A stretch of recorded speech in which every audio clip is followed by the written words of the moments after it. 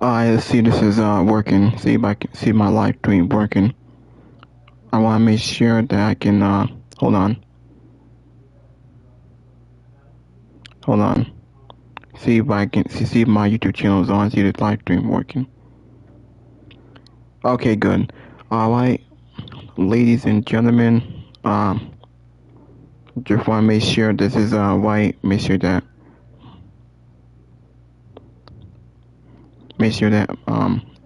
y'all can hear my live stream. Anyway, welcome back, ladies and gentlemen. This is Jacob Cast 2024. Welcome back to my YouTube channel. Welcome back to my live stream. We're gonna talk about WWE Smackdown. We'll talk about AEW Dynamite. We'll go through the predictions on AEW Forbidden Door. That's gonna be tomorrow night. I think it's tomorrow in the afternoon. I think. Yeah, we'll go through some of the matches, and then we'll talk about Smackdown. What happened on the show. Make sure you guys hit that like button, leave a comment, please subscribe to my channel, let me know in the comments you guys want to see more. Enjoy the video. While I talk about wrestling, I'm going to play Fortnite. I'm going to do solo. My video has been sponsored by PlayStation. It's been sponsored by my favorite podcasters and other YouTubers like Solomonster, JD from New York, Fightful Wrestling, and other podcasters that I know of. I'm gonna make it like an hour long. Now, Smackdown came on early tonight because they were in Dublin, Ireland, so it came on early, and they were pre-taped here on the East Coast.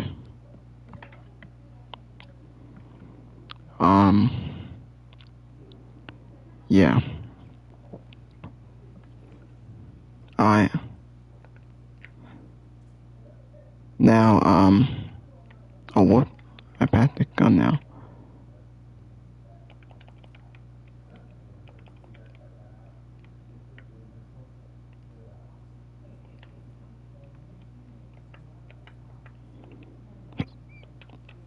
Alright.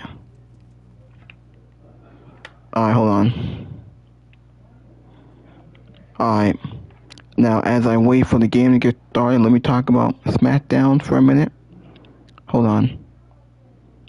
Talk about the WWE Smackdown. Hold on a second. Hold on, see if I can get to it. See if I can get to it. Hold on a second. Now how do I start? Now, Smackdown was kind of boring. There was some good wrestling. There always some storylines, really. Now, these are the podcasters who did the review.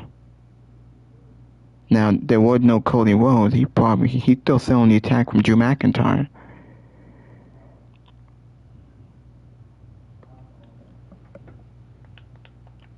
Oh, wait. So, we got AEW New Japan Forbidden Door 2025. Now, the show opened up with Becky Lynch as he comes to Dublin, Ireland. Well, Becky Lynch is Irish, so... Hold on. Have to find a good hiding spot so no one else can see me.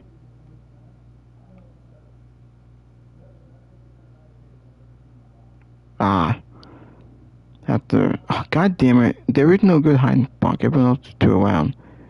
First I gotta get some guns, and then I gotta hide somewhere so I can do my review. Alright, hold on. Just wanna make sure this is uploading. Alright.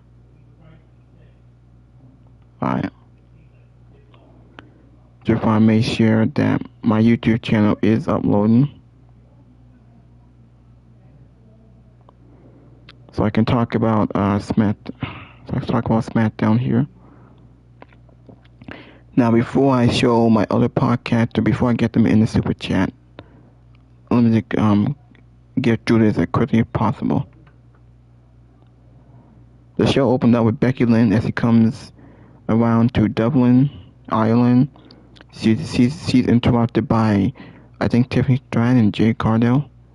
And Nick Aldis made the match official for the main event.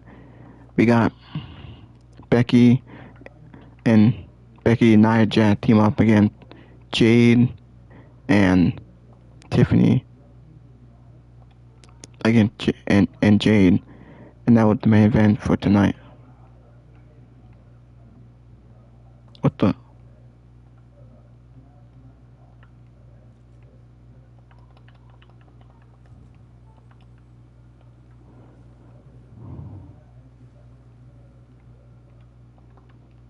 Hold on.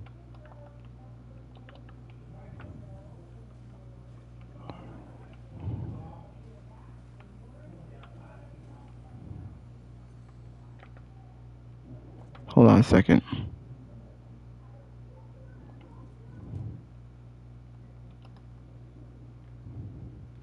Oh, God damn it. Hold on a second.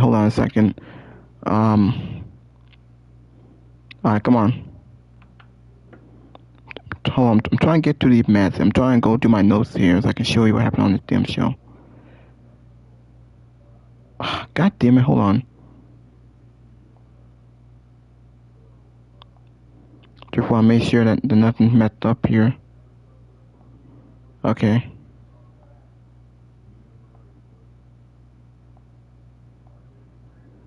Alright. So I can get back to my note. I'm trying to play this, and I'm trying to go to my note, trying to go to the show here, go to these matches, to show you what else happened on Smackdown here.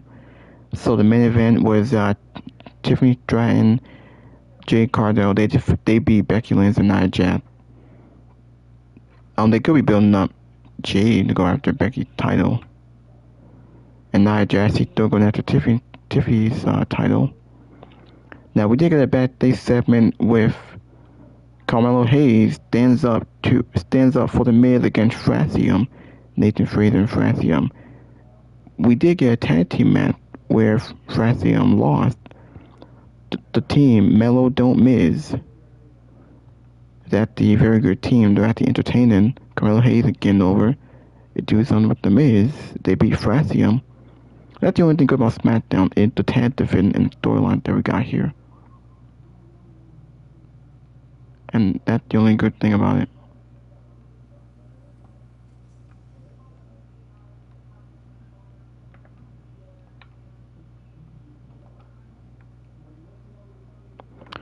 Yeah, so that was the backstage segment. We got a backstage segment with Solo Sikoa confronting Sami Zayn with Jimmy Uso back there.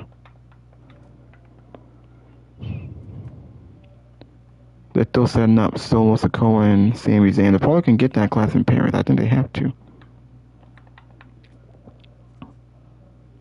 Oh, what the? Oh. Alright, so we got another backstage segment with Mei Chin confronting Julia for a Women US title shot. So at least Julia has an opponent that they're trying to push. Mei Chin hadn't done anything on this show. Alright. But it looks like they're setting up Mei Chin. It's not going to be Chelsea because she's also on NXT, by the way.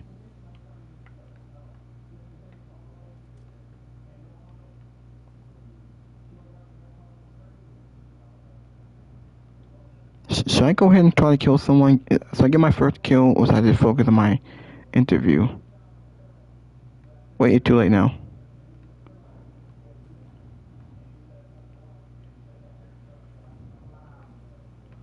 Yeah, I'm not gonna bother. Alright, let's get back into my review. Back in the Smackdown here. Jade Cargill wants another shot at Tiffany Stratton title. Drew McIntyre wants Logan Paul to get revenge on John Cena. Why are they still forming that alliance?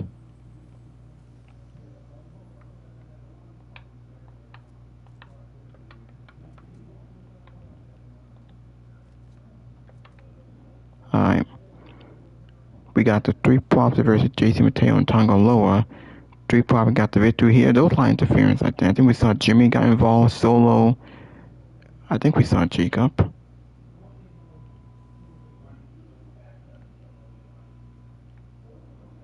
But yeah. Alright.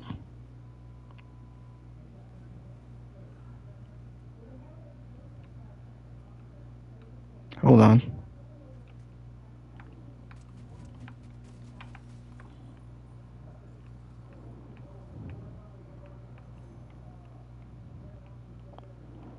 I'll get my first kill. Okay, so the Street Profit won. So they're staying in line to go after those tag team titles. I think we all can get a rematch where the Bloodline might go after those tag team titles. I think they're setting that up.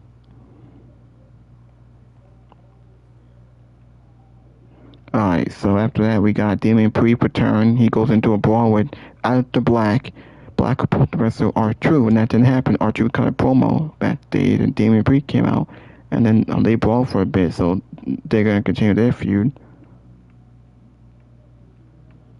Aleister Black hasn't really done anything on, but at least he's in a prominent feud, and that's really it. R-Truth, I don't know what he's gonna do, but he back to pretty much being R-Truth, being a joke. They're trying to take him seriously, but just not enough.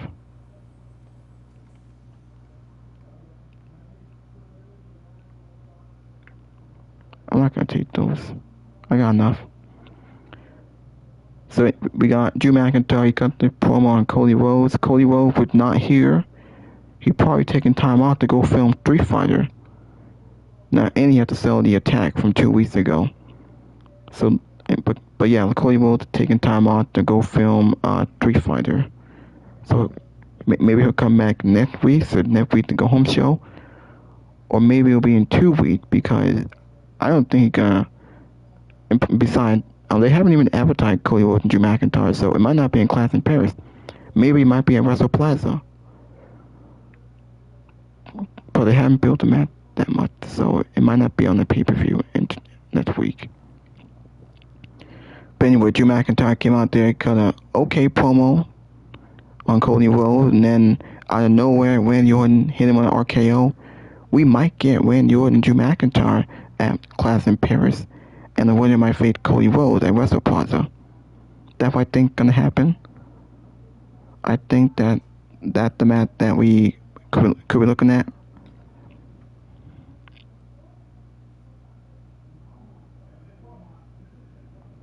Yeah, so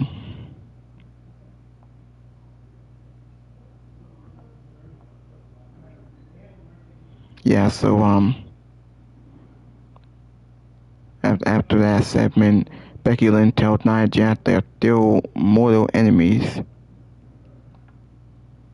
I guess they don't like each other.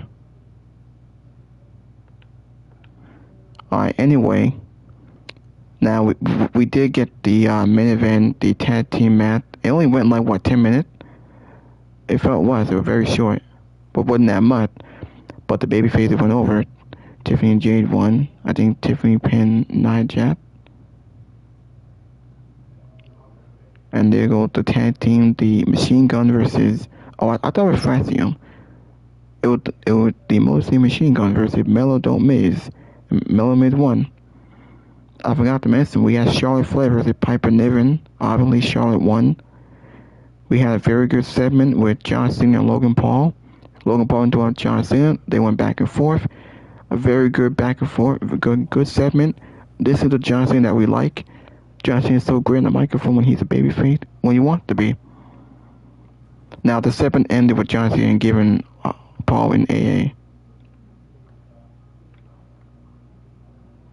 Yeah, so, oh, whoop, my bad.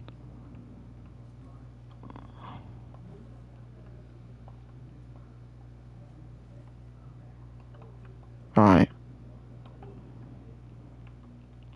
Now, Logan Paul did come back after he got hit by an AA.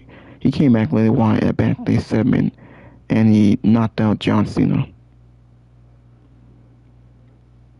Yeah, and that's how Smackdown went off the air. That was like after the main event was over. Because Nick Aldis came backstage and told John Cena, asked about Brock Lesnar, when he gonna come back. I think we are getting close to Brock Lesnar showing up.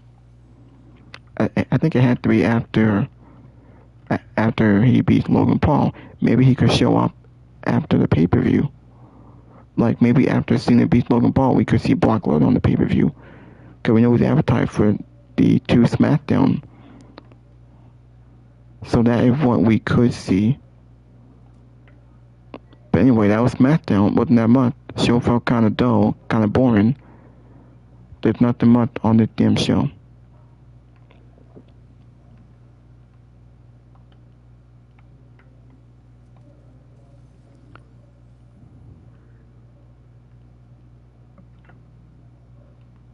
There's nothing much on here, damn it. Well, I'm not gonna go over here.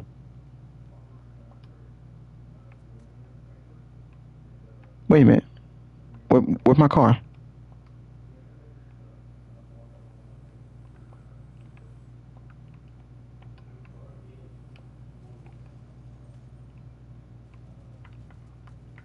Oh, come on.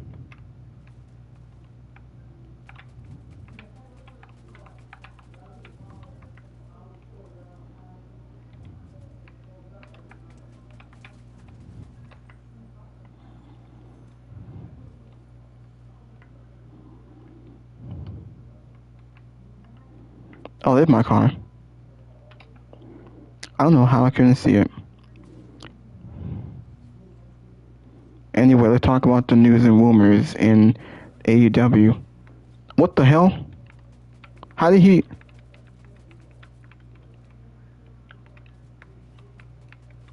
Oh, come on. Ah, had to reload. Damn it. How did he get in my car? Oh, that's some BS. That's some BS. Alright, anyway. Now I can go back to my reviews here in wrestling. As you guys know, the news and rumor, the story of Chris Jericho leaving AEW for WWE. We know that Naomi is pregnant. She had to relinquish the women's title on Monday. Is it possible that Chris Jericho can go back to WWE? It could be. We'll have to wait and see. Piper Niven defeated Charlotte Flair with the Secret Herbert to threaten her. So I guess he got a roll up. The Secret Herbert is clearly going after Charlotte Flair and Alexa Bliss titles. And once again, the Miz got the victory over the Machine Guns. He stole a win. Sami Zayn and Jimmy Uso helped the Street Profits beat the MRTs. They beat JC Mateo and Tonga Loa. John Cena embarrassed Logan Paul and AA. Randy Orton hit Drew McIntyre with a thunderous RKO. And then Logan Paul executed a surprise attack on John Cena. We got the preview for AEW Forbidden Door.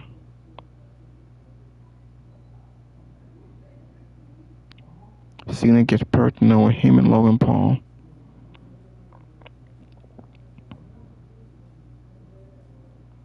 Alright, so here are the highlights of the show.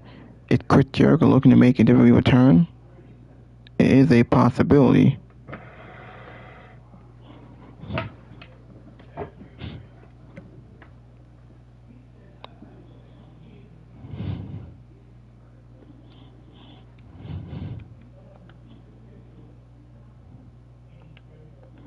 Yeah, so, hold on. Now, I'm gonna have to lay low somewhere so I can, first I gotta find a hiding spot.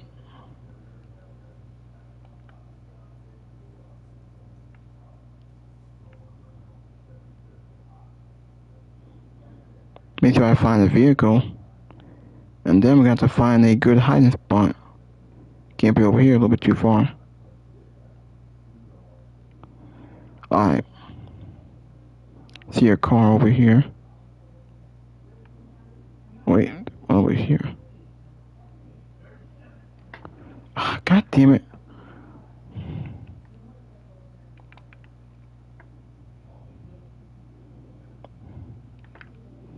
Okay.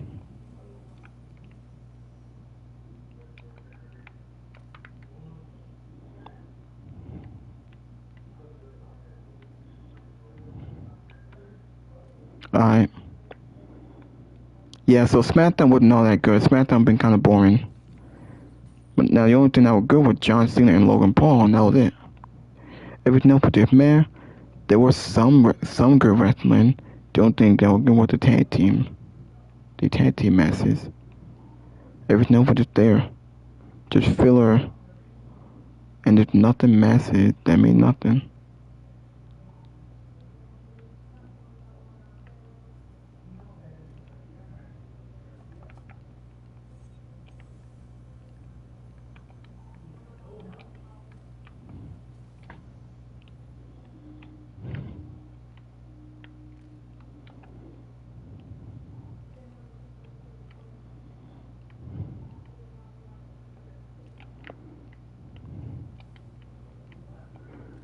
Alright.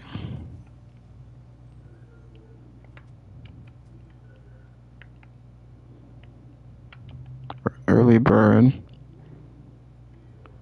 See if I can find a hold-off spot.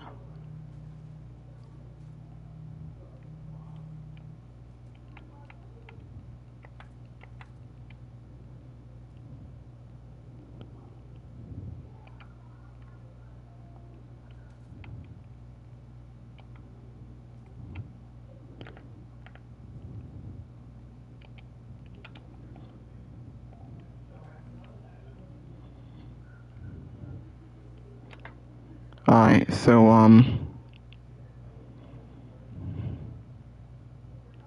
before I go into the see what else I kind of talk about before I show my other podcaster and let them in. How much WrestleMania tickets are? 70,000. Cena buried Logan Paul. Am I going too fast here? The Rock will return as John Cena blasts apart? I hope not.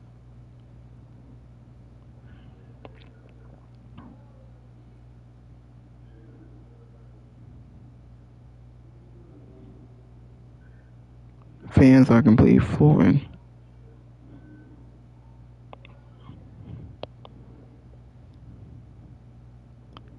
Now we know AEW Forbidden Doors in London. This is the John Cena we've been waiting for as a babyface. WWE Storytelling versus AEW Storytelling.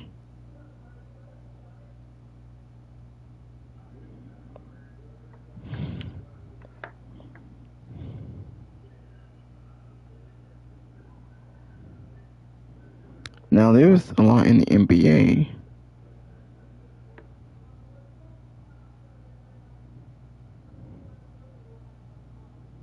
Should he leave? Hulk Hogan murdered.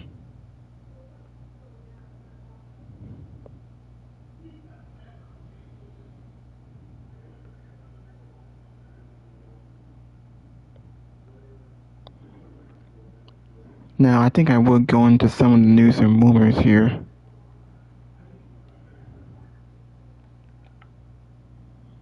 Hold on.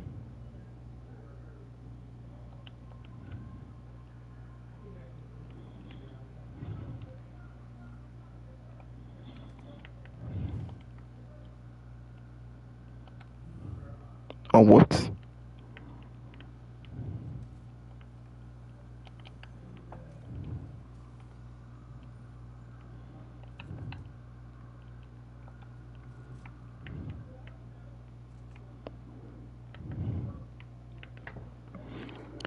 Jeff McTone, did we just show how much a man is? I see a lot of treasures here, over here.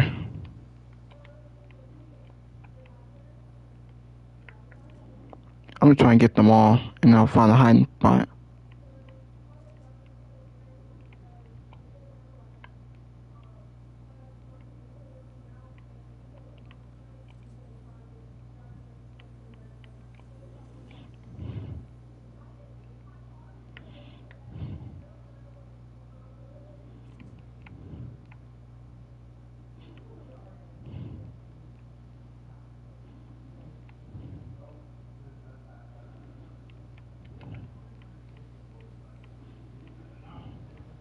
Hold on.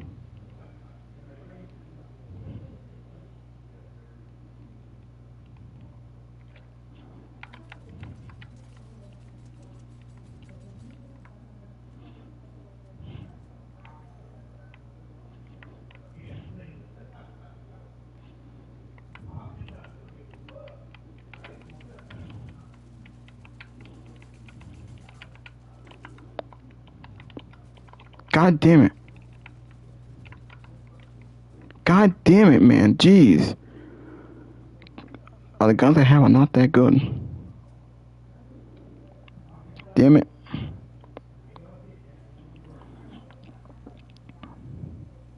I probably should have kept going. God damn it. Why is there always someone here?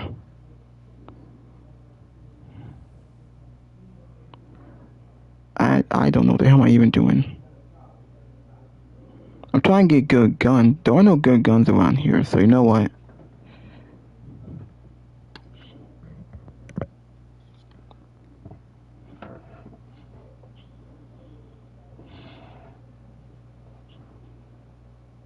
Alright. Alright, hold on. Hold on. Now, before I get back to talking about WWE, well, actually, a part of doing that, I'm trying to find the right video so I can show that. We know that WWE expects fans to pay for ESPN and Peacock. Someone else is out for a whole year. John Cena's heel turn. Why was a complete utter fail? Will operate not clear. He's still out. One Night Walk can be at 1 p.m. 1:30 on Eastern time. Cause they're gonna be in a different country. Alright. Alright, you know what? Hold on. My bad. Hold on. My bad. See if I can get into this. Hold on.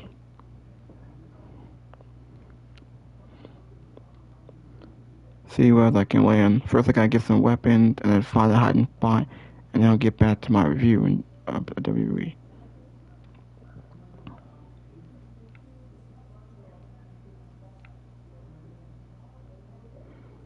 And they did a vehicle over here, so I can go ahead and find it.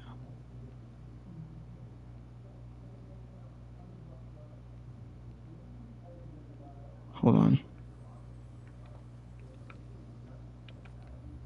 God damn it, is this all they got?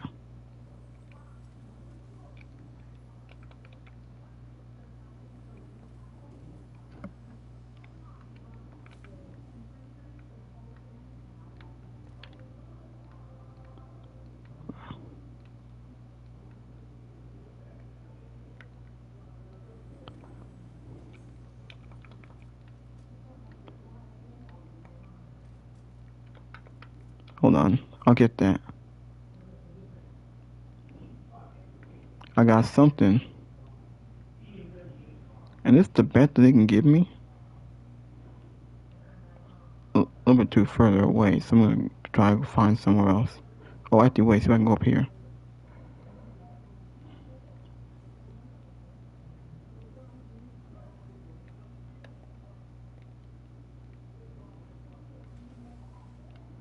Okay, whoa.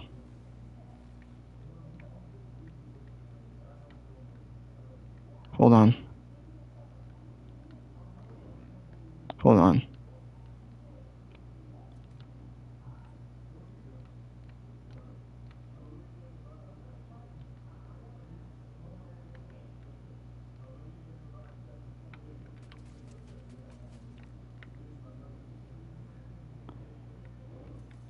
Oh, that guy got nothing.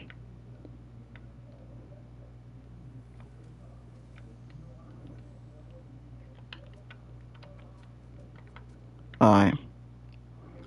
I still got some people watching.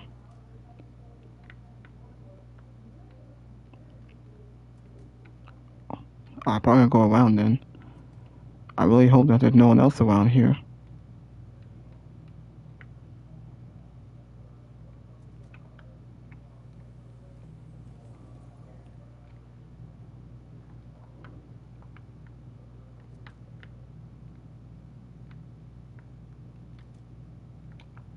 A lot of treasure. Hold on.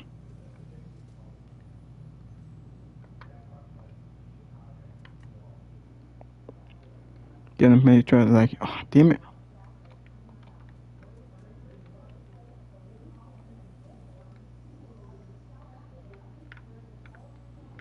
Alright. See if I can find more.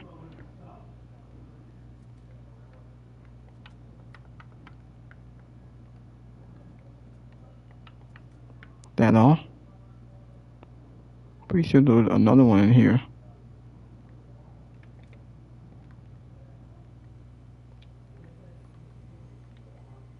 Oh wait. God, come on now.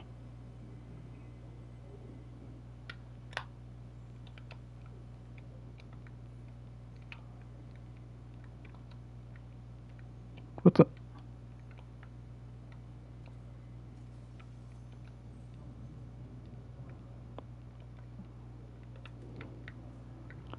Alright, you know what?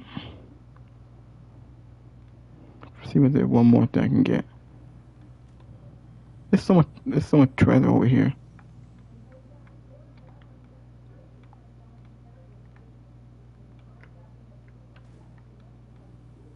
There's like so much treasure.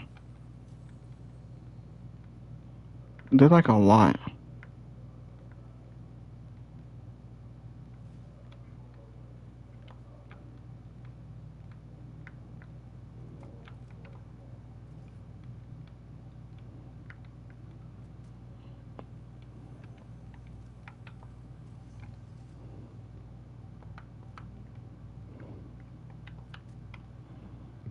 Alright. Hold on.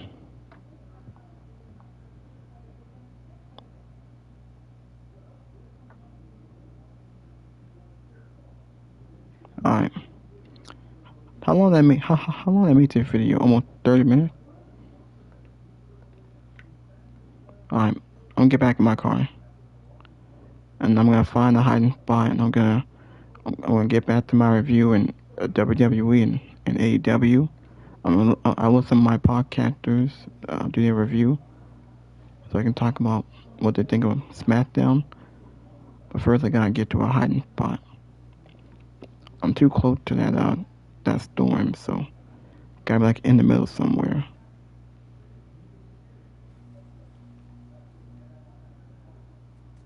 Oh, come on. Alright.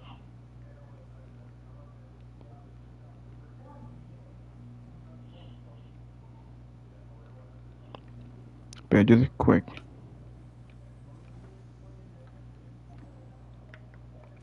Alright.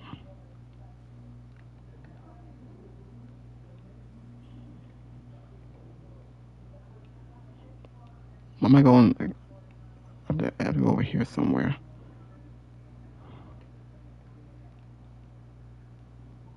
Okay. Entering the hive. Oh, this is not good.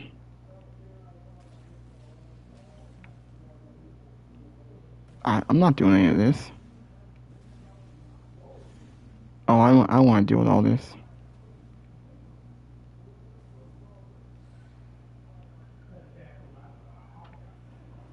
I can enter the damn hive, man.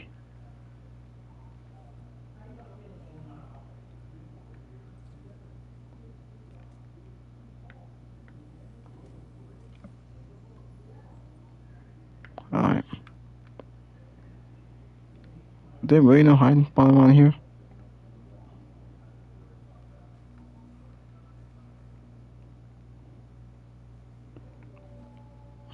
Gotta hide somewhere. There's no other goddamn building. Oh wait, I can get to one of those buildings over there. Hopefully that works.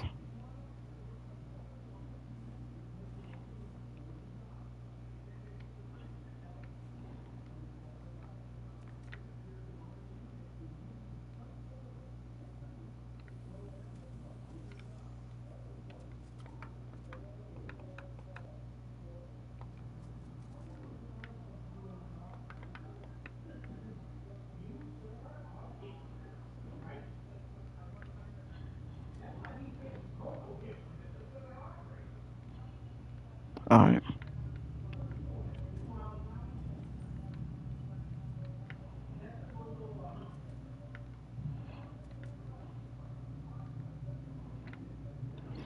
Hell are downstairs.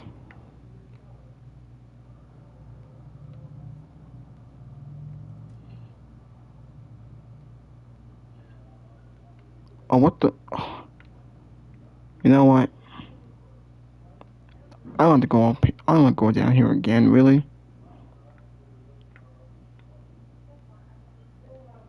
Alright, hold on. I just don't like going to these goddamn buildings, man. Okay.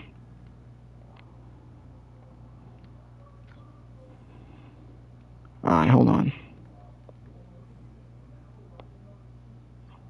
Is there really no other house I can stay inside?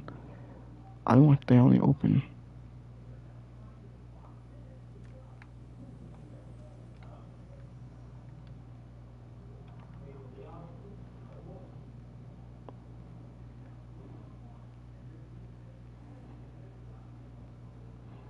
Driving in the water.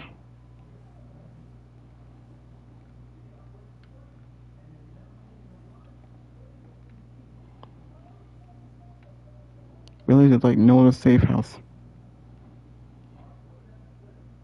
Gonna take this car, cause that one's almost out of gas, so I gotta take this one.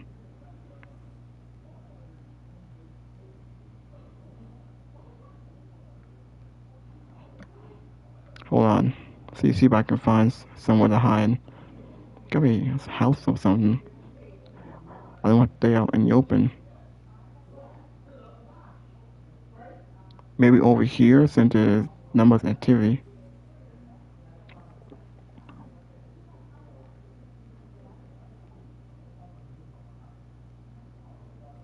Maybe in that house, hopefully. I've been driving around here awfully a lot.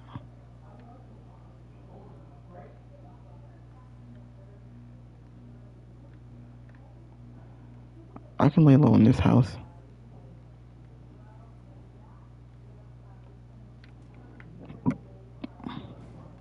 Alright. What the? Where the hell is the damn stairs?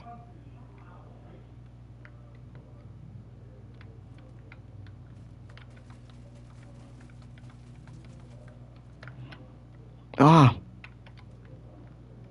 You gotta be kidding me. I'm not even gonna bother. Damn it.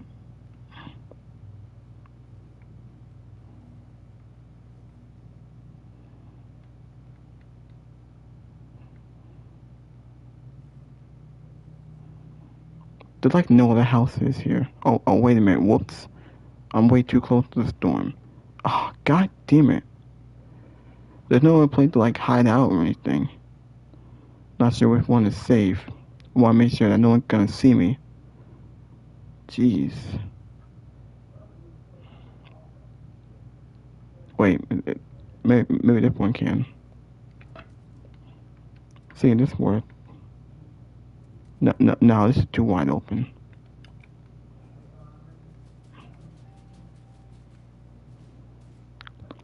Is that the same guy?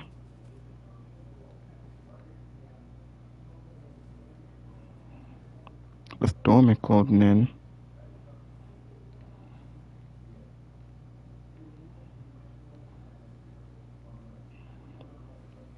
How long have I been making this video? Alright. Almost like 40 minutes I've been making this live stream. I'm trying to find a good hiding spot so I can get back to my review in WWE. So I can show my other podcasters. I'm sure they're in the chat right now.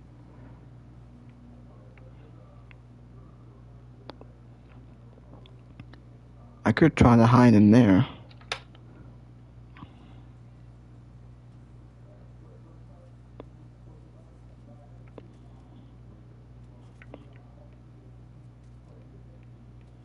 Is this a good? Well, I get this will do.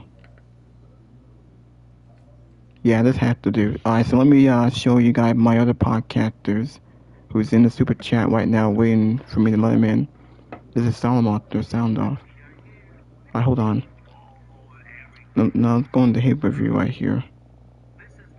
This is Jason Salamotter.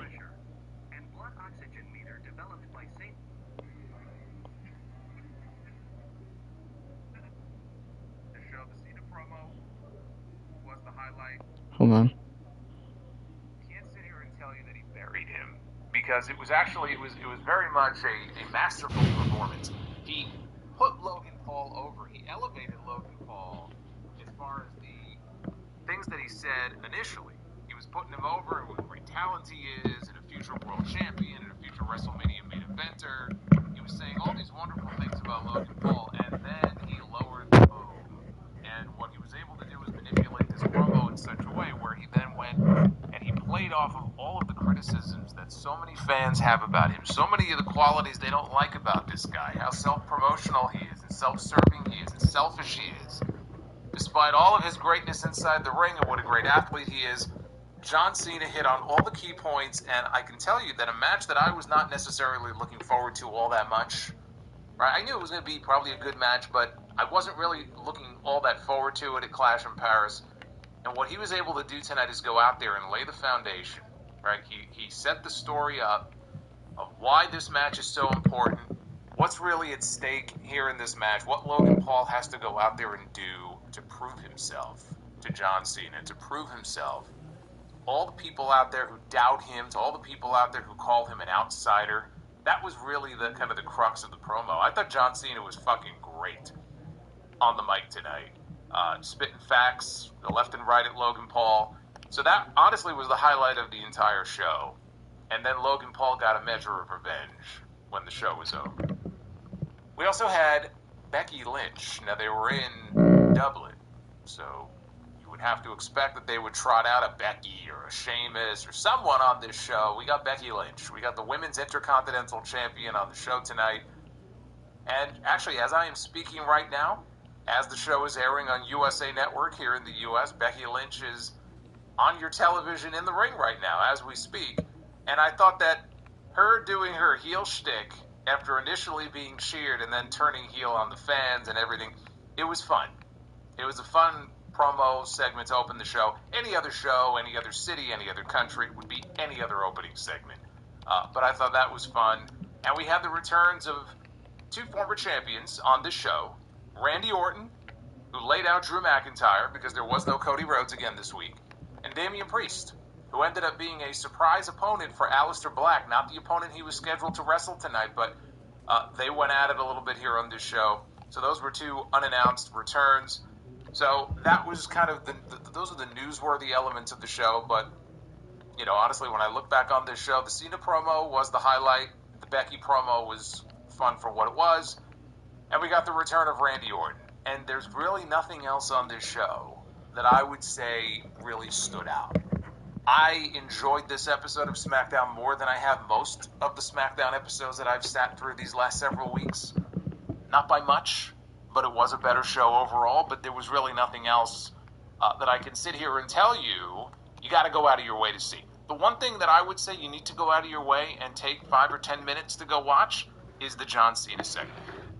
That is worth your time. That is worth going out of your way to see, especially if you are looking for something more for this match in Clash in Paris to get you interested and get you excited about that match. I think that segment might be what you're looking for. But outside of that, not really a whole lot else going on in the show that I would say was terribly exciting. But it was an inoffensive 2 hours. This is your WWE SmackDown review. It is Friday. It is August 22nd, 2025. I am the Solemn Monster. We are closing out another week. Summer is almost over. Not yet, but it's almost over. Like and subscribe. Super chats are open. You will see them popping up on your screen. I want to say thank you to Death Sight, wherever you are, brother. Thank you for the 5 gifted memberships. Big G says he's watching SmackDown and he's watching the stream simultaneously right now. It might be a little weird as I go blow past some of the segments that you're going to be watching on your TV. But that's okay. I got you covered here. So go ahead and drop those super chats. I'll be reading all of your messages. I do appreciate all of the support. We've had some fun this week on Monday and Wednesday. So let's do it again here tonight. And let me set things up also for this weekend so everybody is aware. So tonight, obviously, this is a tape show as it is airing on USA right now. So we're going a little earlier with the stream. The podcast, the flagship, episode 926, I'm going to be recording that show tomorrow. And once I'm done recording, whether it's the afternoon, the evening, whenever it is, the podcast is going up a day early. So just be aware of that because Sunday is AEW Forbidden Door. And that has a 1 o'clock Eastern start time for the main card. I'll be watching Forbidden Door. Just like tonight, 8 o'clock Eastern is when I will be going live for the Forbidden Door post show. So not right after the pay-per-view, but a few hours later. That's on Sunday. Monday, Raw is in Birmingham, England. And you don't need a VPN for this one. 3 o'clock Eastern time on Netflix. It's going to be airing earlier on Netflix wherever you are, or at least here in the U.S., I should say. So we'll be watching Raw earlier and going live again at 8 o'clock. That'll be on Monday night. I believe they're in Lyon. They're in Lyon, France for Smackdown next week. And then we have Clash in Paris next weekend. So this will be going on for a couple of weeks. So I just want you guys to be aware of the freaky schedule. It's only temporary. I don't mind these earlier shows. But yes, the main podcast will be dropping tomorrow, so just be aware of that. The other day, I covered this. I'll talk more about this on the show tomorrow, but WWE did make it official this week that WrestlePalooza is coming to Indianapolis on Saturday, September 20th. And what this means, I saw this graphic. There's been so many news articles about all of the WWE media rights deals of late and what's moving where. This is an interesting graphic. This is what WWE has set itself up for going forward. In case you are confused. And there's a lot to be confused about. It's hard to keep track of everything that's been going on, but I thought this was very interesting. So Raw, as we know, is on Netflix. And this chart will show you what each of these things, if anything, is going to cost you. If you want to be a WWE fan, you want everything. You want to watch Raw, NXT, SmackDown, PLEs, everything. This is what you're going to need. You've got Raw on Netflix. There you see the prices. NXT is on the CW, which is actually free over the air, so that doesn't cost you anything. SmackDown's on USA, which is part of your cable package. The PLEs are moving as of September to ESPN's new streaming app. You might get it for free. You might not. And if not, that's how much it's going to cost you. And then all of the other events, NXT, PLEs, Saturday night's main event is moving from here on out to Peacock only. WWE main event, but who the fuck watches main event every week? But all of those will be on Peacock, and that's how much it'll cost you. So this is what WWE is today. It's all just condensed into this chart right here. Times they are a-changing. Times have certainly changed. So anyway, I thought that was a very interesting visual that certainly drives home what's been going on. Not necessarily in a good way. Doesn't Forbidden Door start at 1 p.m. London time? I don't know what it would be in London time, but I know for a fact that it's either 11 or 11:30 in the morning Eastern for the pre-show. And the main card starts at 1 o'clock Eastern. So you figure out whatever it is in London time. What are you guys, 5 or 6 hours ahead? That's what it is in London time, but it's definitely 1 p.m. Eastern. Just be aware. Some people might think it's 3 o'clock. It's not. It's 1 o'clock Eastern on Sunday. Let's talk about SmackDown here. Is main event like Heat? Main event is like what Heat was at the very end before Heat died. If we're talking Sunday Night Heat like when it was first on the air in 98, Sunday Night Heat was a show you did not want to miss. Sunday Night Heat was, believe it or not, at one point getting 5.0 Nielsen ratings. It wasn't like that at the end of its run. So it depends on what era of Sunday Night Heat you're talking about, if you want to compare it to main event. All right, so main show on Sunday, 6 p.m. London time. That's what everybody is saying in the chat. 6 p.m. London time, 1 p.m. Eastern time. SmackDown opened with the hometown lad making her way over to SmackDown for one night only. Not that it matters, but the Women's Intercontinental Champion, Becky Lynch, from Limerick, only a couple of hours outside of Dublin. She was greeted with a hero's welcome, but that did not last very long. Once she really got into her promo here, Becky mentions that this is the first live WWE show ever from Dublin. She says that she remembered coming to this very building as a fan. She says that she remembered Randy Orton once making eye contact with her, and that was everything in her life. Just the fact that he stared at her was everything. There's a feud right there, just waiting in the wings to be exploited. Randy Orton and Seth Rollins. She says that she dreamed that they could one day have TV here. And now that it's actually happening, she gets to say, you don't deserve it. None of you deserve to be on TV. She said that she actually petitioned to get this show canceled. And the fans at this point, they turned on her something fierce. Actually started a "We Want Lyra" chant. And Becky leaned into it and says, you're not getting her. She can never challenge me for my championship again. Apparently Lyra is there. I don't know if she wrestled. She may have wrestled in a dark match or something maybe after the show. Because I know there were some members of the Judgment Day who were in the building. Lyra was apparently there. She was not on the show, though. Becky says none of the fans have a face for TV. So the fans don't appreciate her. She's aghast at the lack of media coverage that she's received. She says people talk about being let down by your heroes, but Becky says that she's let down by each and every one of the fans. She calls herself the greatest female wrestler of all time. She has achieved things that people thought were impossible. First woman to main event WrestleMania, win the main event no less at WrestleMania. She's a best-selling author. She says Oscar Wilde and James Joyce never had a best-selling book, but she did. She's a Grand Slam champion, and she also got herself a hot American husband. That got her more heat. I love you too, Turner Bot. In the chat, look at this. The Turner Bot is with us. With that, the fans started chanting for CM Punk after she mentioned Seth Rollins. She says nobody wants to see his old ass. She comes home, she says she gets off of her first-class jet. She walks through the airport, doesn't even see her face. But she sees some rugby players and Katie Taylor. And Becky asks, can they cut a promo? Then she calls Bono.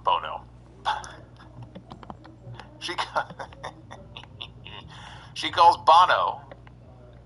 Bono pretentious. And that's a very pretentious way of saying Bono's name. She calls Bono pretentious and says that he should take his sunglasses off when he's inside. Only pro wrestlers are allowed to do that. So then she's interrupted by Tiffany Stratton's music. She makes her way out to the ring. Tiffany asks how Becky can act that way towards the great people of Dublin. And she tells Becky that she's on the wrong show. Tiffany says everyone in Dublin knows what time it is. It's Tiffy time. She tells Rebecca she can leave. Or if you don't want to leave, I will make you leave. So then they are interrupted by Nia Jax's music. And she makes her way out to the ring. Nia asks Tiffany, why are you worried about Becky? She says, you got way more bigger problems than that. And they're standing right in front of you. And she throws a punch at Tiffany. Tiffany goes down. So now Nia's kicking the crap out of her. And Becky's looking at this and she just sort of shrugs her shoulders and is like, okay. Throws her belt down. She joins in. So now they're both putting the boots to Tiffany until Jade Cargill runs out to make the save. She puts down Nia with a bicycle kick, and Nia rolls out to the floor. Becky sneaking up behind Jade. Jade turns around, Becky backs up. Tiffany's back up now. She drop kicks Nia off the apron. And Becky then wisely exits. And with 4 women out there, gee, I wonder what's coming. Out comes Nick Aldis, who says he was excited to have Becky on the show, but then she had to get involved here, and so he just got off the phone with Adam Pearce. And he signed off on Becky actually wrestling tonight in the main event. Yet another week where Nick Aldis has no main event as the show goes on the air. But the main event tonight will be Becky Lynch and Nia Jax at a tag team match, taking on Tiffany Stratton and Jade Cargill. And that's your opening segment. The usual setup that we see almost every single week on this show, but the crowd made it fun. Because again, it's just the atmosphere was different than it normally is. These people are starved for a TV show and wanting to get their faces on TV and wanting to be a part of the show. And it was smart to send Becky out there to get them all riled up. So that made it more fun than it ordinarily would be. And Becky leaned into it, full bore.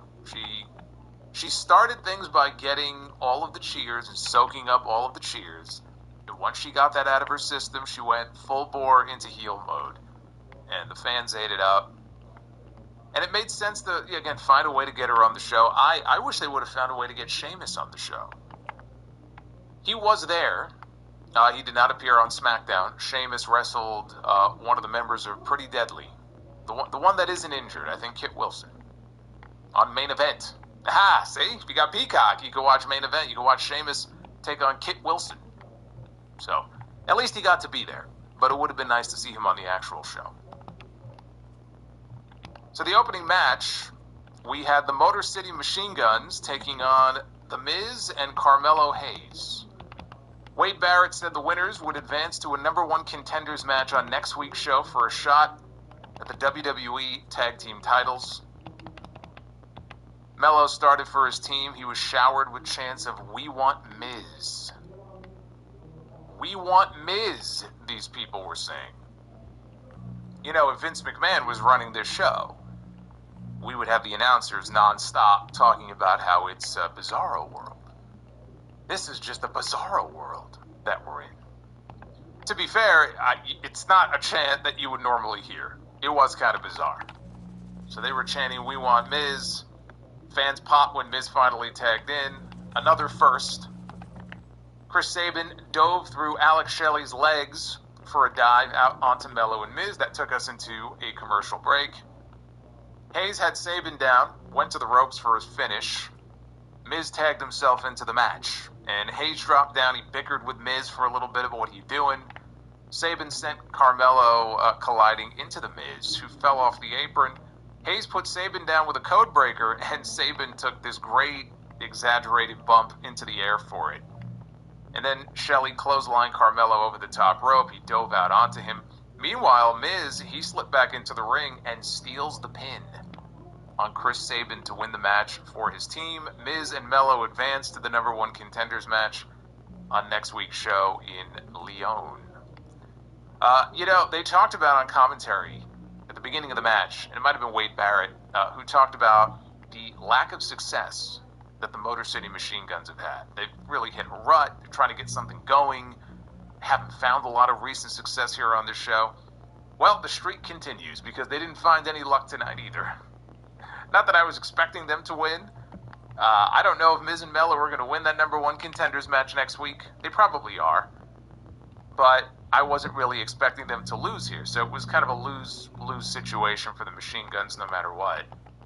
Hayes, he did not look happy about the outcome because Miz stole what should have been his win. And he was gloating and celebrating, and Miz was practically giddy about the fact that they are now moving on to the match next week. So this is the story they're telling. Miz going in there and stealing all the glory. Obviously, it's going to explode at some point, and you would hope and assume that this is all building to a Carmelo Hayes babyface push. We had babyface Miz. He was babyface tonight, according to these people. We had babyface Miz not that long ago. To me, you're not gonna have Hayes turn on him and turn Miz babyface, because it feels like we already saw that recently. So the way to go would be to elevate Hayes as a babyface out of this, and it seems they're building to that at some point. Maybe after they lose. If they lose next week, or if they go on to wrestle the Wyatts and they lose there, maybe it happens at that point. So we go backstage, and Kathy Kelly, hey Jason, his name is spelled a little bit different. Jacen. I don't think I've ever seen it that way before. Jason Havoc. I love it. Shout out, brother. Shout out to you and Big Ben and the Arizona Zombie and everybody else hanging out with me a little earlier than usual here on a Friday night. I hope you guys are enjoying yourself. I hope you're enjoying this stream more than SmackDown.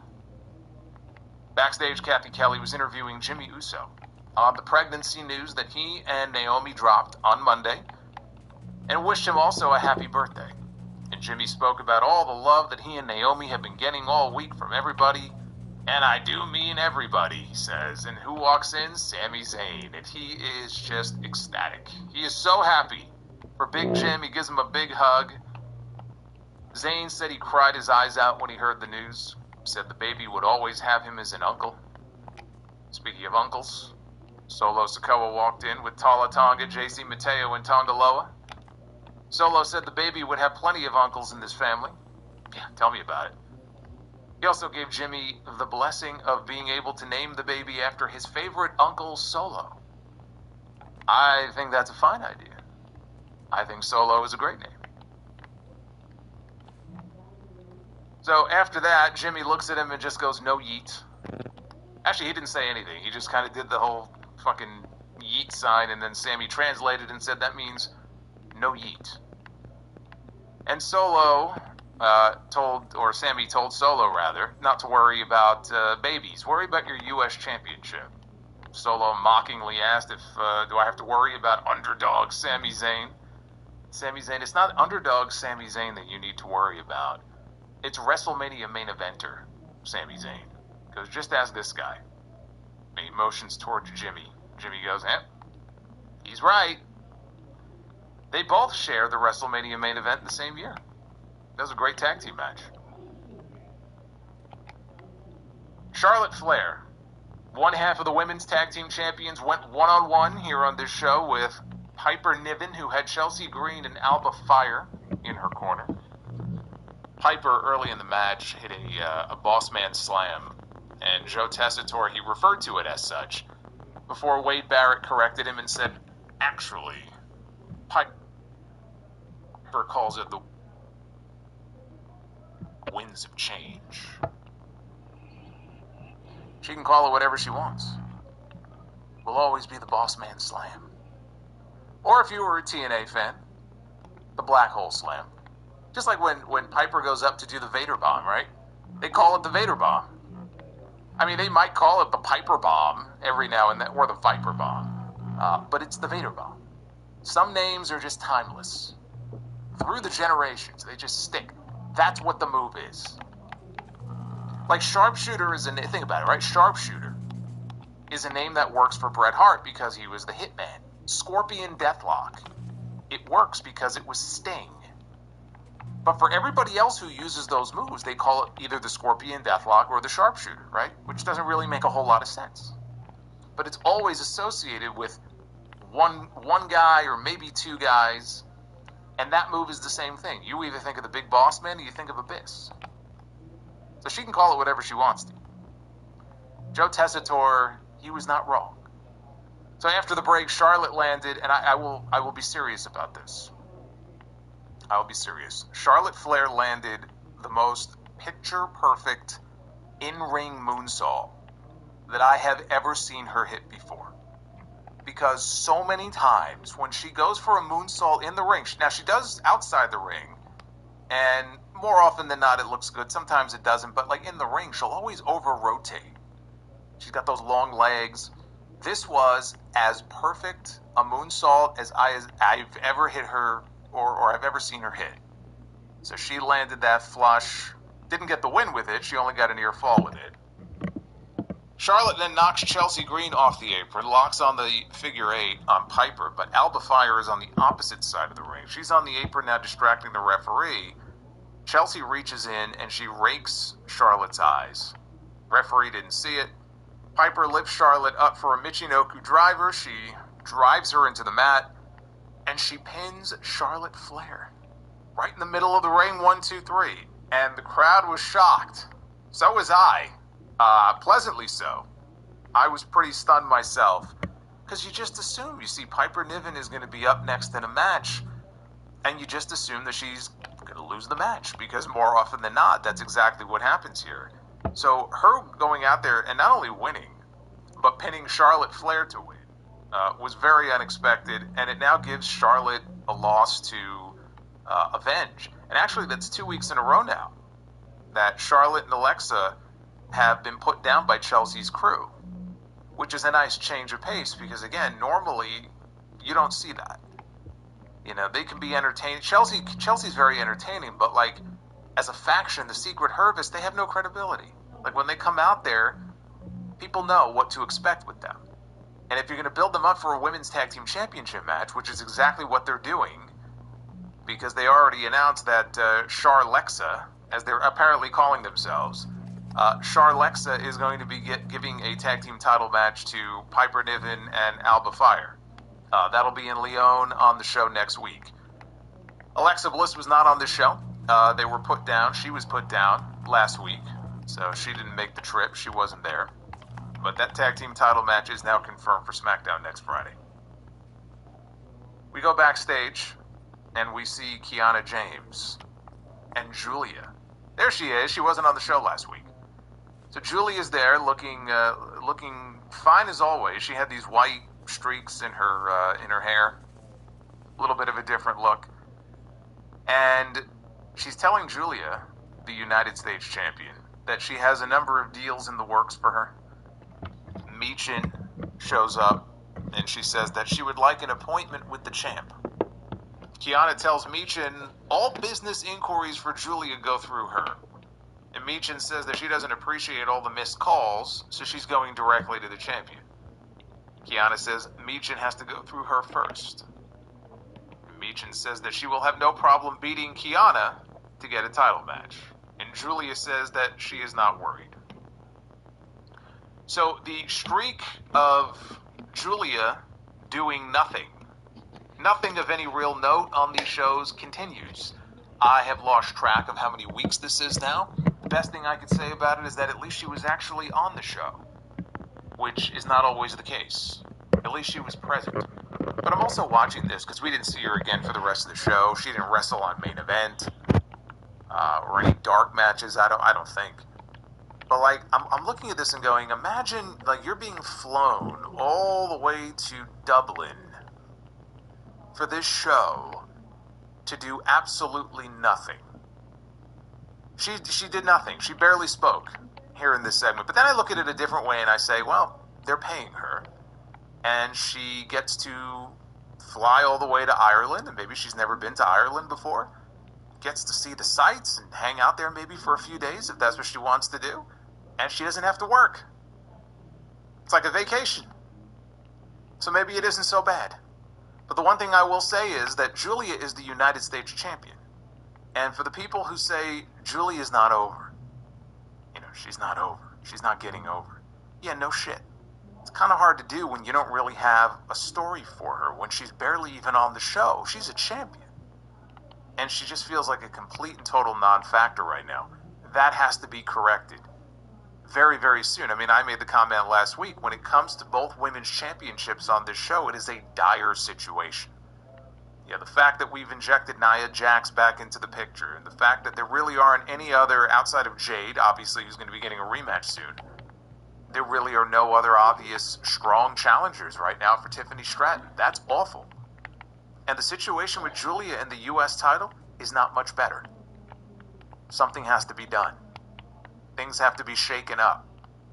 New blood, perhaps, has to be added to this show. We've heard rumors in the past about Sol Ruca or Jordan Grace.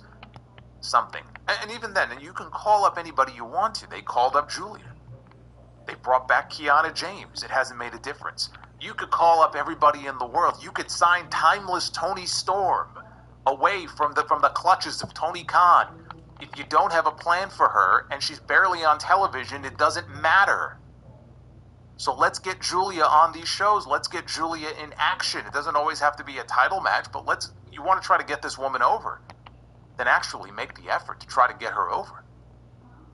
People still know next to nothing about her because they haven't bothered to tell you about her. They haven't bothered to flesh out her character. They haven't bothered to put the effort in. They put the bare minimum effort in. She's the United States champion, and she may as well not be. That has to be corrected. I'm a big fan of Julia's work. I don't disagree with the people who would watch her on the show and be nonplussed and say, I don't see what the big deal is. Yeah, no wonder. How are you supposed to see what the big deal is when they don't really do anything with her? You're not wrong. Now after this right here, this was the key segment on the show tonight. Because after this, John Cena made his way out to the ring. And as soon as he got into the ring, and obviously he got a great ovation from the fans here in Dublin, he pitched it to Mark Nash at ringside for the introduction. The greatest of all time, the Never Seen 17, for the last time ever here in Dublin, he is the last real champion, John Cena. Everybody cheers. I should mention this, by the way, being that they were in Dublin. I don't know how many of you actually watched the match. The Vault channel, the WWE Vault channel on YouTube yesterday, they put out a never-before-seen triple threat match. I am not aware of it being released on any video. I mean, maybe it was on a John Cena documentary DVD once upon a time as a bonus or something, but I don't think it's ever been released before. And it was from a WWE event in June of 2005 that was held in Dublin. It was a triple threat match for the WWE Championship. John Cena defending the title against Kurt Angle and JBL. And the special guest referee, Stone Cold Steve Austin. I'd never seen this before. It's like a 10-minute match. Pretty basic stuff, but very cool. Anytime I get to see something that I never saw before and that I did not know happened, that's what I like seeing on the Vault channel. That's what the Vault is very useful for. So that match is up right now if it's something that you are interested in seeing. Cool setting too. They were outdoors. Where were they? It was an outdoor arena. I think the RDS arena. I don't know if it's still there, but it's a cool venue seeing it outdoors like that. So we had John Cena in the ring, and before Cena could even get a word out, he's interrupted by Logan Paul's music. Now Logan Paul makes his way out to the ring. He insults the Dublin fans. He says he's going to make it short with John, who he said at this point is more of an actor who happens to know how to wrestle. The fans wouldn't let him speak, and they were drowning him out with chants of "shut the fuck up," which he pointed out were being censored on TV, so nobody was going to hear it. It was very annoying. Multiple times here as he spoke, they chanted "shut the fuck up," and they kept muting the audio off and on, off and on. But he was very upset that people still call him an outsider. First of all, there will only ever be two outsiders, okay? Scott Hall and Kevin Nash. Those are the only outsiders that I will tolerate. I should just start reviewing the Vault. You know what? It's not a bad idea. It's not a bad idea. Got some great stuff up there. But yes, he was very upset that people are still calling him an outsider. And he says, how? How? He's been doing this now for 4 years. He's been doing this longer than some of the people have been on the roster for. When are the fans going to accept him? Because he is exactly who he says he is. He called John Cena a corporate stooge who does what he's told, listens to management like a good little dog. Logan Paul, though, does what he wants. And if he wants to get attention, he doesn't have to get naked at the Oscars to get it. Cena said it himself, Logan is a moment maker. He's an eyeball magnet. They kept chanting, "shut the fuck up." So again, they kept censoring the audio. Who is the imposter? He says the guy who goes out and has kick-ass matches, or the guy who's been doing the same 5 moves for the last 23 years? He says, who's the imposter? The guy who leaves this ring to go pretend to be somebody else? Or the guy who stays to be himself? He says he's not signing a cohabitation agreement. This is his house now. Little Total Divas dig there. Right? Wasn't that the whole thing with John Cena and Nikki Bella? He wanted her to sign a cohabitation agreement because he's out of his mind. You know, if you ever... What little bit I saw of John Cena back in the Total Divas, because I did not watch Total Divas. I gave up pretty quickly on Total Divas. I know Total Divas welcomed a whole generation of new female fans. I know some of them. So that's very good. I was not in the demographic for that show. But what little I saw of John Cena on that show, he was 100% a heel on that show. Like, I would listen to John Cena and get, like, American Psycho vibes. Man, if they would have pulled the trigger years ago, I'm telling you, he would have been a great heel. I don't know what the fuck that was we got this year, but they were a good 12 or 13 years too late on that one. So Cena finally spoke. He said his first words. And he put Logan over. when you're about to have a match with somebody on a major event like they're doing next weekend, that's what you want to do. Like, over the years, there have been examples of heels that have gone out there, and I feel like Triple H did this a lot during the Reign of Terror, where he would just bury his opponent on the microphone. Like, tear them down, you're this, you're that, you don't deserve it, you're a joke, right? All this stuff. And it's like, well, you want me to take this person seriously as an opponent for you. It doesn't really make a lot of sense to say things like that, right? You don't deserve it, you suck. It's like, okay, if you go out there and beat the guy, well, if he sucks, who gives a shit, right? You said he sucks. Of course, you should beat him. In this case, John Cena is building up his opponent for Clash in Paris. Because there are people who will look at this match and go, oh, man, you know, they're burning a John Cena match on Logan Paul. Who cares about Logan Paul? He's not a real wrestler. He's garbage. He's this and that. And so Cena here makes sure at the beginning of his promo, put this guy over. And he says that Logan Paul is a future WWE champion. He says Logan Paul is a future WrestleMania main eventer. These are things he believes to be true, and boy, they make him upset. He said for years the fans have been calling Logan everything, but they've settled on this one term for him. And before he could say what that term was, the fans began chanting wanker. Or he's a wanker. And Cena said, well, that's not the term he was thinking of, but the term actually that he keeps hearing is outsider. Cena said, he's not leaving, referring to Logan Paul, because the fans are booing and insulting him. And he goes, guys, he's not leaving. He goes, we're stuck with him. Logan Paul is not an outsider. Logan Paul is a disappointment.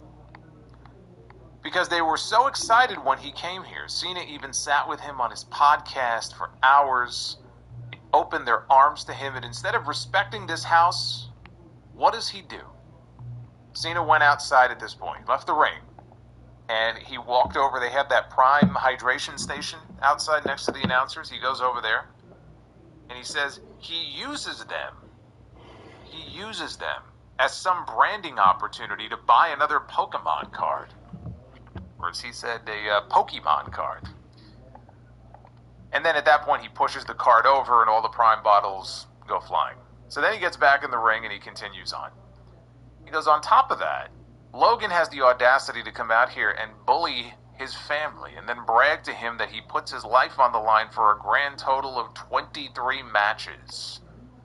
Wow, 23. He said that's an amazing number, because he has given his heart and soul to this business for 23 years. You understand? And that's not just PLEs or TVs or pay-per-views. That's non-televised events. Here in Dublin, for the people who give a damn.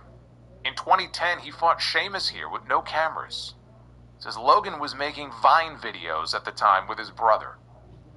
You see, Logan, you got all this potential, but that's the one difference between me and you. Every time he steps in this ring, whether he's got 100 moves, 5 moves, or just one move, all he does is ask one question. And his track record proves it. What can he give to the business? The reason the fans gave him, being Logan, a hard time is because he's slimy. It's what can I take from the business? It doesn't matter how fast you can run. It doesn't matter how high you can jump or how many viral videos that you can create. These people see through BS, and they know he's here for the wrong reasons. Logan Paul's not an outsider. He's a parasite. The truth is, he sucks everything he can out of this business. He has sucked opportunity away in his Cena's, final moments of deserving superstars like Dom Mysterio, AJ Styles, and Seth Rollins, and the Usos, and Jacob Fatu, just to name a few. And at that point, the fans began chanting loudly for AJ Styles. Cena says, see, they want those legendary matches, and the fans think he's wasting his time with Logan. He said Logan was lucky. He was first in line to ask for a match, and now he's got one. And at Clash in Paris, that is now the most important match of Logan's life. Logan knows a lot about hustle, but he knows nothing about loyalty or respect. And the one thing you'll learn is this is never your house. He goes, I learned the hard way. This is their world. And as far as cohabitation agreements, I read the news, homie. You got plenty of legal trouble. The only agreement we have is you better bring your A game to Paris. You understand that? Because your opponent is the greatest of all time. You really think in my final moments here I'm just going to let you waltz into Paris with your drone behind you like some backflipping YouTuber selling salt water? You're in for a long night. Clash in Paris, you will either understand what it means to give yourself up to this business that I love, or I'm going to beat the ever-loving shite out of you. So at that point, Logan, he doesn't like what he's just been told, and he smacks Cena's hat off his head. And Cena restrains himself, and Logan gives him a one-arm shove. And Cena's holding back, and then finally Logan shoves him with both hands. And then he tries to take a shot at Cena, and Cena ducks it, scoops him up for an attitude adjustment, and down goes Logan Paul. And that is how John Cena left. He left with Logan Paul laying flat on his back in the middle of the ring. This was one hell of a fucking promo from John Cena. Like, even his delivery at certain points of the promo where he kind of got more serious and he was right up in Logan's face. This was great stuff. This was one of the, if not the, one of the best promo segments of his entire retirement run. We're now 8.5 months in to his retirement run, and this was one of the best that he's done so far. And honestly, when I was done watching this, I said, man, this is what they took from us. For those 4.5 months where he was running around playing heel, and you know, you heard fans in the crowd during this segment chanting a lot of different things at Logan Paul. One of the things they were chanting was like phony. He's a fraud, and they were saying all kinds of things about him. And that's kind of how I felt about John Cena on a lot of those weeks where he would come out there and be cutting these repetitive promos on the fans that didn't really have a lot of substance behind it. I'm like, he's not being genuine. I don't believe him. I don't believe that he is genuinely angry and upset at the fans. But this is the approach that they decided to take for this heel turn. And that's a big part of why it didn't work. It just felt like he was going out there every week, yes, on a television show where people play characters, but it felt like he's on a television show playing a part. There was nothing genuine about it. It felt phony. For me, anyway, that's a big part of why that just didn't work. Now when he's out here doing this, I mean, there are times where John Cena will go a little over the top and he gets a little too goofy or he gets a little too sentimental and it's all mushy and shit. But you know what? When you see him in a segment like this and he's saying all these things that he was saying, that is genuine John Cena that you see on TV. Again, there was a window many, many years ago where I think he would have made a tremendous heel. Back when he was still full-time and, you know, back when he would have really, if that's the approach they wanted to take with it, he would have had all the reasons in the world to go after the fans. But that's a lifetime ago. I mean, it's like a whole generation ago. This is the John Cena that we should have been getting. If that was the approach they were going to take with that heel turn, and the way it all fell apart, and no Rock and everything else, then it never should have happened in the first place, right? Hindsight being what it is. Now he's only got a handful of appearances left. And he's throwing out all these names here, and one of the names, and I will point out to you, one of the names that he threw out here was AJ Styles. And you heard the AJ Styles chants from those fans in Dublin, and AJ wasn't on the show. But I noticed that right away. And I was like, man, that's one of those matches that I wish we could get one more time. I honestly don't know that we're going to get it. I hope that WWE was listening. And at some point between now and the end of the year, I guess December 13th, it's been confirmed now is going to be his final match. We need one more Cena Styles match before all is said and done.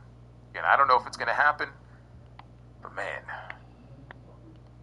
they had such a great series of matches together, and I know it was many, many years ago, but I'd love to see it again.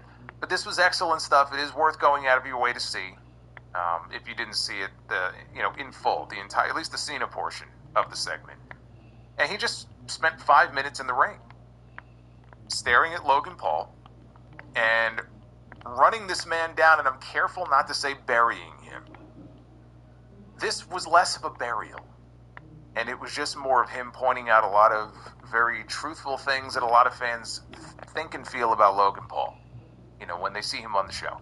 But he did it in a way where he built him up before he tore him down. This was the opposite of what you saw with him and Roman Reigns, for example, back in 2017. What you saw with John Cena and Roman Reigns when they had their battle, their promo battle back and forth before their first match together, he ethered that man. Like, John Cena, he embarrassed Roman Reigns. Like, I go back sometimes, or it'll pop up in my feed, and I'll see that Roman Reigns, right, the big dog, in the ring with John Cena. I don't even recognize who that is. Like, when I compare that to the Roman Reigns of today, I don't even recognize that person. And John Cena, he just went out there and he was just himself. Roman just got outclassed. It's also very different than what we got with John Cena and Austin Theory going into their match at WrestleMania 39. John Cena buried that man 6 feet under. That was not a situation where he was out there really putting him over before he, you know, tore him down. He just tore him down. Like, he flat out looked this kid in the eye and said, "You ain't ready." And all the other things that he said about him, I mean, he basically set him on fire and watched him burn. That's not what this was. And I thought it was very smart for him to build Logan up first at the beginning the way that he did, and put him over for his abilities. Because he is very talented. You know, he was the MVP of that tag team match at SummerSlam. You know, Logan's resume, he's got a lot of really great matches on his resume against all the key stars. All the key stars. Including Roman Reigns, including Cody Rhodes. And John Cena, you don't know what you're going to get. We got something great with him and Cody at SummerSlam. We had something really good with him and Randy Orton and with CM Punk, so we know he still has it in him. So much of it depends on who he's in the ring with. Logan is still at a point in his career where you hear stories, you know, before his big matches of him back home in Puerto Rico in the ring practicing spots and going through the match, and so you don't know what you're going to get. I am optimistic that these two can go out there and have a really good match. It may not be as great as what we saw at SummerSlam with him and Cody, but I think they could go out there and have a really good match. Now, in the back, after the commercial break, Logan was shown walking. He was not happy. And he was walking down the hallway. And he crossed paths with Drew McIntyre, his new friend of late, his tag team partner. And McIntyre said that Logan is scared of the mystique of John Cena. McIntyre said, "It's not 2010. It's no longer Super Cena. There is no Super Cena anymore." He said that Logan is in his prime, and he needs to make things right tonight no matter what it takes. And Logan, nodded his head. He went to go leave, and McIntyre stopped him, and he reiterated, "Whatever it takes." So that was a nice little hook there to stay tuned to the rest of the show, because something might happen. And something did happen at the very end of the show. We had the Street Profits taking on the great Tongaloa. I know you're all very excited about this. The MFTs were in action. Tongaloa and JC Mateo. The winners would go on to wrestle The Miz and Carmelo Hayes in a number 1 contenders match next week. And the winner of that match will then challenge the Wyatt Six for the WWE Tag Team titles. So after a commercial break, Montez Ford, he dodged a running strike from JC. Tongaloa tagged into the match. Ford managed to throw him out of the ring as Angelo Dawkins got the hot tag. Dawkins lifted up Mateo on his shoulders. Could not quite get the electric chair drop down. Ford now, who was the legal man, wanted to head up top for something. Whatever it was he had in mind. He was heading up to the top rope. But Solo Sikoa's distraction allowed Paula Tonga to intervene. This led to Mateo delivering the tour of the islands on Montez Ford, and Ford kicked out when he went for the pin. So Jimmy Uso ran out. He hit Paula Tonga with a chair. Boy, does this sound like... is this deja vu or is this deja vu? Does it not feel like this is exactly what happens every single week? MFTs are out there. Jimmy Uso doesn't come down the aisle. He comes out of the crowd. He attacks them. Like, I feel like I'm watching it on repeat. I'm watching these segments on repeat, is what it feels like. Every single week. So he goes after Talatonga. They brawl into the crowd. Solo Sikoa stands up on top of the announce desk. He's trying to get a view on where they are and what's going on. And he doesn't see that Sami Zayn showed up at ringside. And he swept his legs right out from under him. Then he hit Solo with a modified haluva kick. Inside the ring, Ford hit the huge frog splash. The best frog splash in the business. And he covers and pins JC Mateo for the win. Decent enough little match here that sends the Street Profits to Smackdown next week in the number one contenders match, which makes sense. I know the fans were chanting, "We want Miz," which again is just a bizarre thing to hear. It's kind of like when the fans started chanting, "We want Charlotte," not that long ago. I felt the same way. I'm like, what is going on here? They wanted Charlotte, and they tagged in Charlotte, and then everybody went nuts. I go, what? This is a strange feeling here. Despite that, Miz and Mello are a heel team. And so to send the MFTs to the show next week to wrestle Miz and Mello would have been pretty lame. So they needed a babyface team to go over here. This was the Street Profits match to lose. So them getting the win makes sense to me. Now, we were supposed to get a match on this show between Aleister Black and R-Truth. And that match did not happen. Aleister Black made his way to the ring, and there's no R-Truth, and instead R-Truth appears on the Tron. And he said that he wasn't going to be able to make it tonight. It looked like he was sitting on an airplane or in an airport. But he said he's not going to be able to make it tonight because he ended up in Dublin, Georgia instead. We got Goofy Truth back. So yes, he went to the wrong Dublin. And he ended up in Georgia. So that's the bad news. Not going to be able to wrestle tonight. The good news, though, is that he put a call in to a good friend of his, and he's going to come out right now to take his place. And out comes Damian Priest, who was looking for revenge after getting his jaw broken by Black 3 weeks ago. So they brawled briefly until referees ran out and security geeks ran in to break them up. They had a hell of a time keeping them apart, but they did manage to separate them. And that was it. That was all we got. Now after this, as Joe Tessitore was sitting at ringside with Wade Barrett, Joe was giving us an update on the medical condition of the WWE champion, Cody Rhodes, which he could not provide us with last week because he just didn't have one. So 1 week later now, he's going to give us an update on the WWE champion. And the medical update is that they still had no medical update. Which is pretty fucking ridiculous if you think about it. Like, what is so secretive about his condition? Hey, Zachary Black, shout out to Zach for the $20 super chat drop. The glorious drop. Thank you, Zachary. Yeah. But seriously, like, they're treating Cody Rhodes like Hulk Hogan in the last 2 months that he was alive in the hospital where nobody can get any medical updates on him. We're going to have to rely on Bubba the Love Sponge to start giving us medical updates on Cody Rhodes on his radio show. Why is it so difficult to get medical updates on the WWE champion? I don't know. Drew McIntyre would like to know because McIntyre came out from the crowd and he's looking around the announce desk and I don't know what he's looking for. He's looking for Cody. And he sees their papers, the announcer's papers on the desk, and maybe he just assumes that there's some sort of medical update in the papers. So he grabs the papers, and he goes to stand up on the announce desk, and he ends up throwing the papers down, takes the mic, and he goes, I'll give you all an official update on Cody Rhodes. Cody Rhodes is a little bitch. Big cheer from the fans here in Dublin. But he's giving Cody a gift. He's giving Cody the gift of more time. So hold that title tight, kick the wife out of bed, and sleep with it because inevitably you're going to have to fight Drew McIntyre. One of the few people, he says, to have pinned Cody Rhodes in WWE, and the next time he pins him, he's taking that title. And again, the fans cheer.